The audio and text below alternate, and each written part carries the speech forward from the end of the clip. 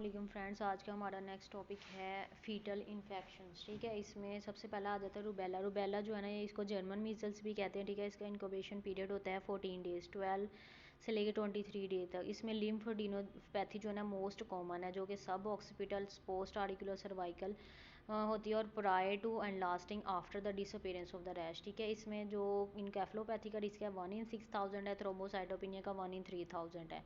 वाइरीमिया ओकर होता है 7 डे प्रायर टू रैश होता है और 7 to 12 day after the onset, मतलब ये कि पर्सन जो है ना 2 वीक्स तक इन्फेक्शियस रहता है।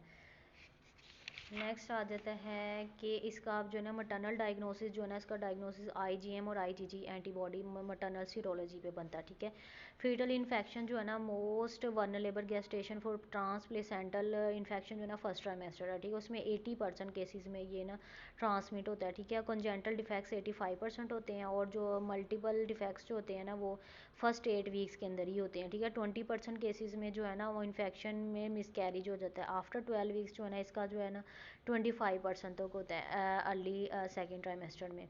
ठीक है, जो कंजेंटल रूबेला सिंड्रोम होता है ना उसमें क्लासिकल एबनॉर्मेलिटी होती है, जिसमें पीडीए होता है, पेटेंट डक्टस आर्टरीओसिस होता है, पल्मोनरी आर्टरी स्टेनोसिस होती है, पल्मोनरी आर्टरी हाइपोप्लेजिया होता है, आई डिफेक्ट होती हैं जिसमें कैटरेक्ट आ जाती है, माइक्रोकेफली रेटिनोपैथी, सीएनएस में mental psychomotor delay, microcephaly sensory neural deafness. Main तो इसमें पीडीए क्लासिकल ट्रायल होता है पीडीए का, कैटरेक्ट का और डेफनेस का। ठीक है, लॉन्ग टर्म जो इसके हेल्थ स्क्वेल है ना उसमें रिस्क होता है शीजोफ्रीनिया का।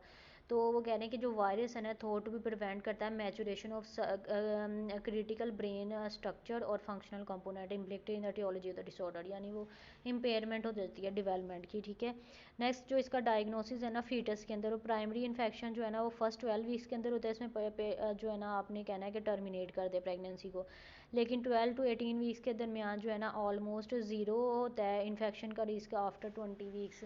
तो इसमें जो है ना आपका फोकस होना चाहिए प्री नेटल डायग्नोसिस पे। आप इसमें फीटल ब्लड सैम्पलिंग भी कर सकते हैं ताकि आप जो है रुबेला स्पेसिफिक आईजीएम एंटीबॉडी को मेजर कर सकें, या फिर आपने रुबेला स्पेसिफिक आरएनए आइडेंटिफाई कर सकें through reverse transcripted polymerase chain reaction के थ्रू। ठीक है, इसका जो ट्रीटमेंट और प्रिवेंशन है प्री प्रेगनेंसी वही आपने पेशेंट की इम्यूनिटी को श्योर करना है कि वो ससेप्टेबल है। ठीक है, और ये वैक्सीन जो है ना प्रेगनेंसी के अंदर कॉन्ट्रा इंडिकेटेड होती हैं।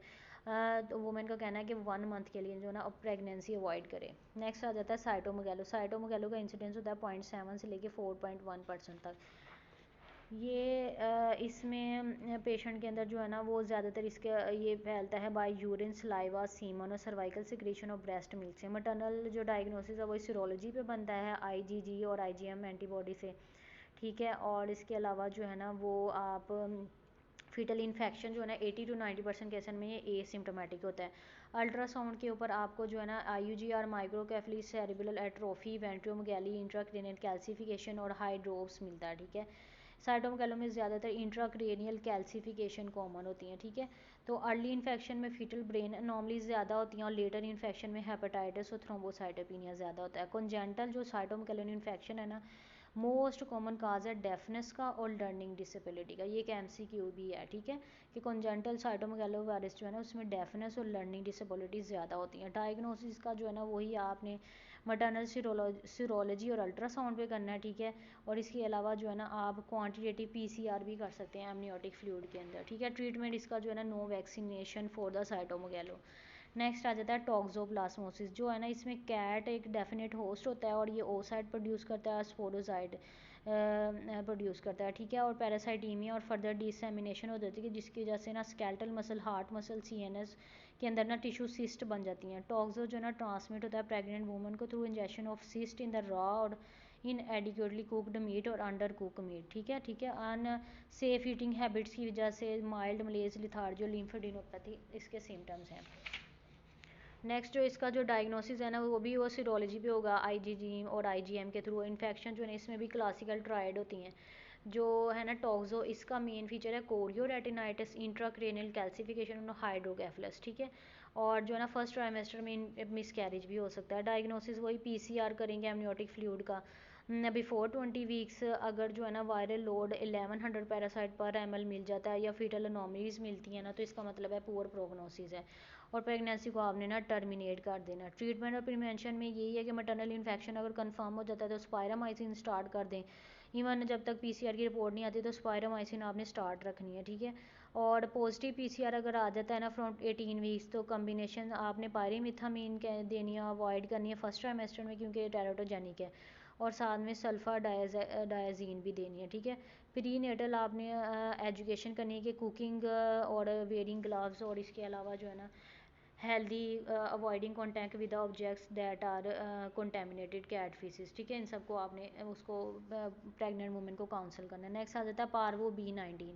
पार्वो इसको फिफ्थ डिजीज़ भी कहते हैं, एरिथीमा इन्फेक्शियोजम भी कहते हैं, और स्लैब चीक सिंड्रोम भी कहते हैं, स्लैब चीक रैश भी कहते हैं, ठीक है। और इसमें ना कॉन्टीजियस होता है 5 to 10 days prior to the appearance of the rash. Significant contact का मतलब है कि इन्फेक्टेड पर्सन के साथ 15 मिनट्स का कॉन्टैक्ट हो, फेस टू फेस कॉन्टैक्ट हो, ठीक है। इसमें मटरनल डायग्नोसिस सीरोलॉजी में बनता है पार्वो वायरस IgM, ठीक है ना। और अगर IgG हो ना वो लाइफ लॉन्ग जो है ना IgM 6 मंथ तक प्रजिस्ट करती है, और IgG है ना वो लाइफ लॉन्ग है, ठीक है। फीटल इन्फेक्शन ये जो है ना टेराटोजेनिक तो नहीं होती, लेकिन इसको जो है ना इन्फेक्शन जो है ना इंक्रीज़ करता है with the gestation. Early pregnancy first और सेकंड ट्राइमेस्टर में जो है ना 9% इसका फीटल लॉस का, ठीक है। और इसके अलावा जो है ना इसमें फीटल एनीमिया, कार्डिक डिसफंक्शन और हाइड्रोप्स का रिस्क होता है। Virus has prediction to for erythropoietic cell which lead to transient but severe pancytopenia भी ये करा सकती है। 3 to 10% रिस्क इसमें developing hydrops following infection, and 1 present 50% risk of foetal demise, ठीक है। वंस प्रेजेंट 50% इसका डिवाइस का। उसके बाद इसका जो डायग्नोसिस है ना isolation of virus through PCR at amniocentesis, fetal hydrops usually occur 2 to 4 weeks after the infection.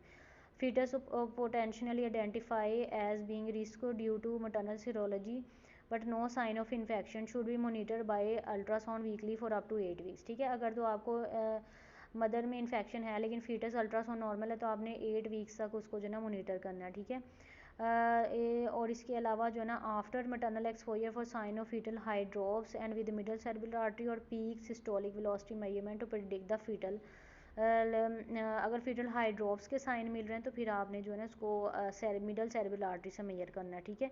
30% cases में हाइड्रोप्स जो है ना स्पॉन्टेनियसली रिजॉल्व भी हो जाता है और सेल्फ लिमिटिंग है, ठीक है। Foetal blood sampling via cordocentesis intrahepatic umbilical vein is taken to confirm the underlying diagnosis of foetal anaemia and intrauterine transfusion भी आप दे सकते हैं। नेक्स्ट आ जाता है सिफिलिस। सिफिलिस जो है ना ट्रैपोनीमा प्लाडियम भी इसको कहते हैं, ठीक है। ये प्राइमरी पेनलेस जेंटल हर्पीज होते हैं, और सेकेंडरी सिफिलिस होता है जिसमें फिर उसके बाद जो है ना सिस्टेमिक सिम्टम्स आने लग जाते हैं, ठीक है। और इसके अंदर फीटल ग्रोथ रिस्ट्रिक्शन और हाइड्रोप्स का रिस्क होता है। मटरनल जो डायग्नोसिस है उसके लिए आपने सीरोलॉजिकल VDR टेस्ट करने या RTR FTA ये सारे टेस्ट करने हैं, ट्रैपोनीमल और नॉन ट्रैपोनीमल टेस्ट, ठीक है। इसकी यूनिवर्सल स्क्रीनिंग भी रिकमेंडेड है। फीटल जो है ना स्पायरोकीट क्रॉस करते हैं प्लेसेंटा को फ्रॉम 14 वीक्स गेस्टेशन, जिसको फीटल इन्फेक्शन जो है ना इंक्रीज करता है विद गेस्टेशन।